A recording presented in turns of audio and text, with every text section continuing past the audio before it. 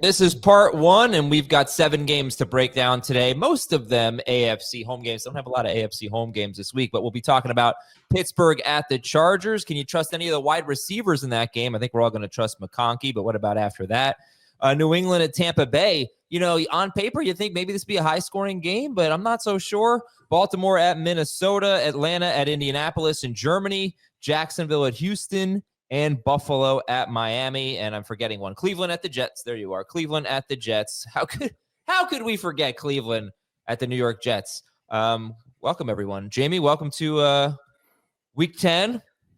Why don't we start with the start of the week as we get into players we love? Dart of the week. Oh, nice. Nice. Just for you. Yeah, Jaxson Dart, start of the week. Love the setup for him. Playing very well, obviously. You know, it's just finding a way to get it done. But clearly, it's a great matchup against Chicago. They've allowed 4 quarterbacks this season to go over 26 fantasy points. I don't know if he'll be that good, but I think he's got an opportunity to be hovering around the top 5 range. He's just been, you know, doing what we love with his legs, rushing touchdown or 55 yards rushing in every start that he's made so far this season. In the 6 starts, only one under 20 fantasy points. So I think this is an opportunity for him to keep it going and hopefully finds a way to get that touchdown to Darius Slayton, because that seems to be the thing that's been kind of missing from putting him even in a better standing from his fantasy production. But just love the setup for him. All right, who else do you love this week? The other candidate for start of the week was going to be Quinshon Judkins. You know, glad that his shoulder injury is okay, but love the matchup. And now you're taking Quinnen Williams off the Jets run defense and giving him an opportunity to take advantage of what's been a bad run defense already this season. So clearly we did not see the best of him against New England. He got hurt in that game prior to their bye, but I think, you know, fact that he's healthy coming off their bye, he's going to get as much work as he could possibly handle. I don't think we see a lot of throwing from the Browns in this game. They don't have to. So great setup for Judkins. And then the third guy I gave you was... This was the interesting one. Quentin Johnston against the Steelers, who do allow the most fantasy points to wide receivers. But, ooh, boy, this is a risky one. Well, I think, again, you're looking at him coming off a productive game for him, finding the end zone. I do think we'll see a little bit of a struggle for the Chargers to run the ball. And so this feels like a Herbert game, and I think they're all in play. In the case of Johnston, they've given up a lot of big plays on the field. Look what Alec Pierce just did to them. You know, so I think we see an opportunity for Johnston to go out and have some, you know, plays down the field, and that typically lends itself to him finding the end zone. So I'm excited about him this week. The thing that I struggle with the most is what things have looked like for the Chargers pass game with and without Joe Alt. Justin Herbert's had 184 dropbacks with Alt on the field. He's averaged 8.3 yards per attempt, had a 51% success rate, 7% touchdown rate, 0.23 EPA per dropback. Awesome. One of the best quarterbacks in the world. 193 snaps without Alt, 6.5 yards per attempt, 4% touchdown rate, 46% success rate, negative EPA per dropback. It's just been a huge difference when Alt, who's now out for the year, has not been on the field. I've still got Herbert as a must-start quarterback, but I'm feeling a little bit nervous about it, especially after the Steelers maybe figured a couple of things out last week. Well, they moved Jalen Ramsey to safety. That's one thing they did. That's by necessity, but it's going to happen again this week. I wanted to add one more stat because, almost 2 yards per attempt better, Justin Herbert, with Alt on the field than without Alt on the field. But here's another one as it relates to Quentin Johnston. His air yards. He averaged 9.1 air yards per pass attempt, which is very high with Alt on the field, and 6.9 air yards per pass attempt without Alt on the field. And that obviously is something that could affect Quentin Johnston. The Steelers haven't really had a great pass rush, but they certainly did last week. So this is a tough one. I mean, it's always every single week it's going to be tough with the Chargers wide receivers. Are you ranking him ahead of Keenan Allen this week, Jamey, Quentin Johnston? Yes. Okay. Are you ranking him ahead of DK Metcalf? Yes. Whoa. All right. So Jamey's players he loves this week: Jaxson Dart, Quinshon Judkins. I don't know if you love Johnson. He's not like I think if you got to Johnson 22, you love him. Well, for him. Yeah, for him. Yeah. All right. So you've been 22nd, you said? Yep. Okay. All right, Heath, you love Jared. And just to be fair, the Steelers pass rush was great last week. All 3 receivers for the Colts did well. They threw 50 times, but they again, I don't think this is a run game for the Chargers. I don't think this is a Kamani Vidal great week. Yes, The pass volume has been down for the Chargers the last few weeks, but this could be one where teams throw a ton on the Steelers. I think they see the most pass attempts in the NFL. They're up there.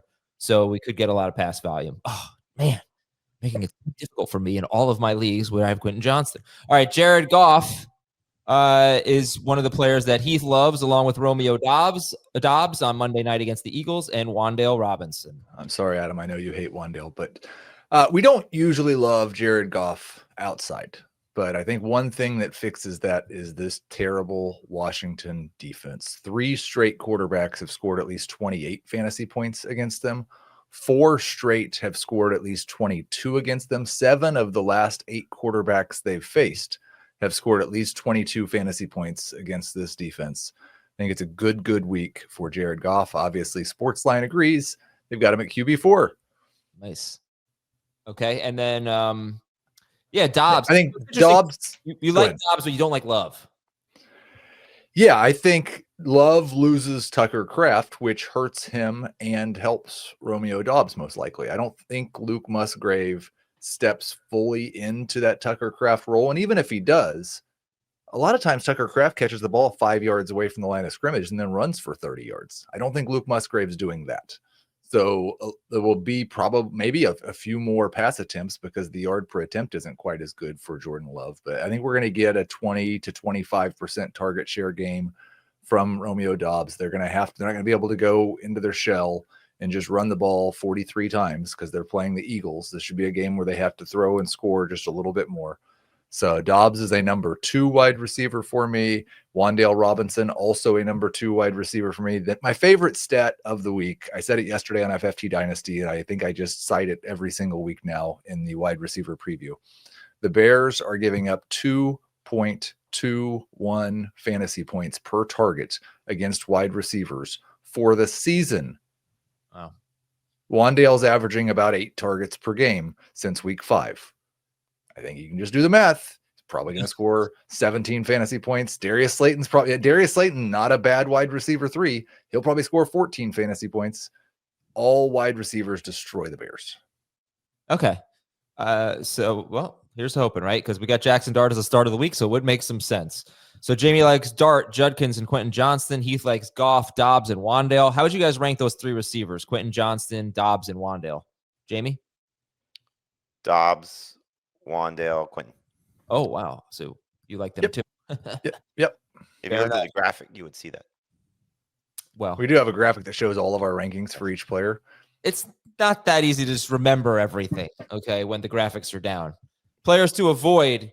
Heath is avoiding Jordan Addison against the Ravens, Jordan Love against the Eagles, and Donovan Bam Knight at Seattle.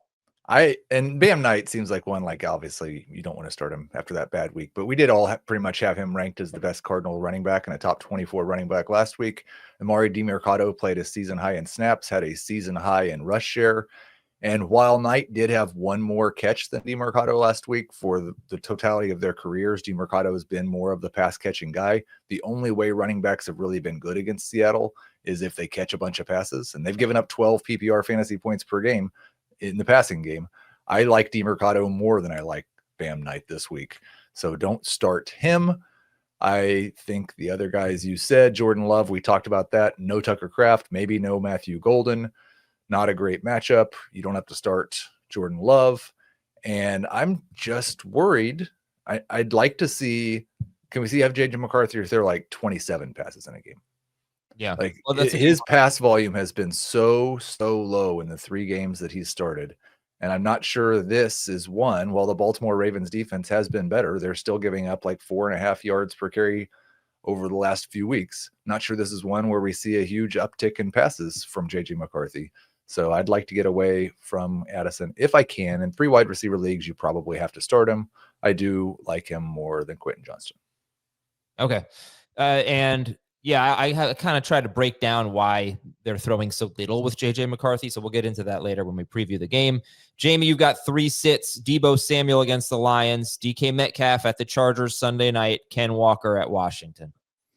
Deebo's just been bad. He's only had 1 good game so far with Mariota, but clearly the last month has been awful for him. And the Lions secondary actually playing a little bit better, I think, than people expected. So what while I do think Mariota can sort of find his way to around 20 fantasy points, a lot of that will come with his rushing production more so than him relying on one specific receiver. So even with McLaurin being out, it doesn't necessarily benefit. It hasn't benefited Deebo. So I would start him only in 3 receiver leagues, and you see where I have him ranked, Adam. If you check the graphic, he's at 35. In the case of Metcalf, 2 of his last 3 games, he has not scored a touchdown. And really, the only way to have success against the Chargers is to find the end zone. And they've allowed, I believe, it's only 4 touchdowns to receivers on the season. So 3rd in fewest fantasy points allowed to the position. We've seen Rodgers sort of go away from Metcalf at times, and he's seemingly doing that in the last three-game stretch at least. And so Metcalf is, to me, someone that's tough to trust. At this point, I kind of view him as touchdown or bust, because if he's not scoring, he's not helping your fantasy team for the most part. In the case of Walker, he's just become the ultimate trap back at this point. He's not catching passes. He's not scoring touchdowns. His best game since week 4 is the last time he got double digits in PPR points. I forget what the matchup was against the Cardinals. He got 12. Like, at this point, we're rooting for him to get to 12. Yeah. Only encouraging thing for Walker was that he got a couple of carries from the 3-yard line last week. Came off the field at the 1, but they gave him a couple of chances at the 3. Look, I'm hopeful. I'm hoping that I think we talked about this on Wednesday. Like, maybe the addition of Rashid Shaheed and the way that Darnold is playing opens some things up in the run game for Walker and Charbonnet, but mostly Walker based on what he needs at this point. It's just I can't trust him. There's not 24. Like, you can see Jamey here does a lot of negative things about Ken Walker, and he still got him 25th. Yeah. Like, you can't. That's why I said Bam Knight was the running back to avoid. There's not enough starting running backs. No, but even if you say, you want to sit Ken Walker, it just tells us how you feel about putting Ken Walker in your lineup. You're not excited to do it. You might have to, I understand, but it doesn't exactly make him a start, because that would imply that you're, excited about him or something. I have 2 Walker scenarios. One, I have him in our FFT league, and I'm benching him this week for. It depends on. No, I probably will still start Monangai over him, even if Swift plays, just because of the Giants. So benching him for Monangai and have good enough receivers to sit him. Don't need him as a flex. And then in a dynasty league, there's a manager who's selling and has nothing else, but I'm going to offer like nothing to see if I can get Walker. Okay. All right. So I bet you can do it for nothing. Yeah, you probably could. All right, listen, we got a lot of running back injuries to talk about. You mentioned DeAndre Swift. We'll get into that. I just want to finish up on DK Metcalf. We're going to skip DK Metcalf when we preview the game, because he's about 25th for Jamey and Heath. So that's how they feel about him. Just want to say that the Chargers, you look at how they've done against wide receivers. They have not really stopped any good wide receivers this year. The best they've done against, I'd say, a good wide receiver would be Justin Jefferson, 7 catches, 74 yards on 11 targets. Jordan Addison, 3 for 26 and 1 one touchdown on 4 targets. But, Cortland Sutton, huge game. Deebo Samuel, huge game. Jalen Waddle, 6 for 95. Michael Pittman, big game. They've played a lot of really crummy wide receivers, and all of those guys have struggled. So I hope that Metcalf can at least get the targets. But I did want to bring that up, because I think it's a little deceiving to look at the Chargers as a tough matchup personally. All right, that's just me. No, it's fair. But again, if you look at the guys that have done well against them without scoring touchdowns, that's just not DK's profile. It's true, and everyone who's done well against the Chargers has had 8 or more targets, and Metcalf never gets 8 or more targets.